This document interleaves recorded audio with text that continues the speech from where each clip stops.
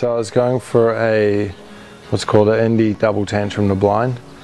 You basically grab the board, you do double backflip, and then a backside 180 rotation. So basically, I was the first person in the world, and still the only person to have ever landed that trick. And I'd landed it 2 weeks earlier in Germany at an event over there. On the next attempt, I pushed, like I stood a little taller off the ramp, so I kind of I went up a little higher because I was wanting to give myself a bit more time for the trick. But I went way higher, way bigger than what I thought I was going to go. And came around almost a full spin and got my board onto the ramp, and I was kind of coming down the ramp face first. My shoulders impacted heavily straight on the ramp, and I just kind of like pushed my head down, and then yeah, that's when I guess it broke my neck, and that's when everything went black, and I don't really remember much else. I shattered my C4 vertebrae, and so that obviously damaged the spinal cord at C4 level, which basically means you have shoulder movement and nothing below the shoulders, so I've got good shoulder movement.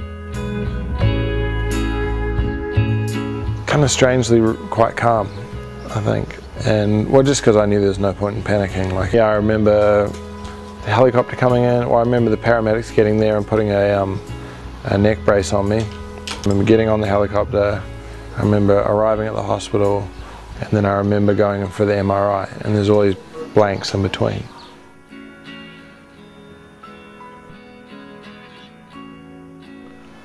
They said 1 to 2% chance of regaining my upper extremities. There's probably less than a 1 to 2% chance of me landing that trick in the first place. So, and I managed to land it, so I think, you know, I'll take a 1 to 2% chance.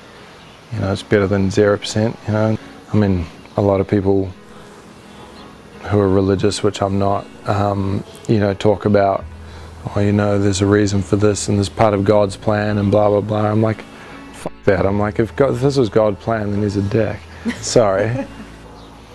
But yeah, I guess, I don't know, in terms of now having close friends and family around, and, you know, having the support of so many people around the world, just that are constantly reaching out and, you know, showing their support, and, you know, giving me their backing, and found happiness in different things. And I think the biggest lesson that I've learned is about being present, not thinking too much about the past, not stressing about the future, and sort of just living in the now. And that's a very powerful way to be able to think, you know, that if you focus on all the positive stuff that's out there and all the beautiful scenery and nature and everything like that, then the world's a pretty amazing place.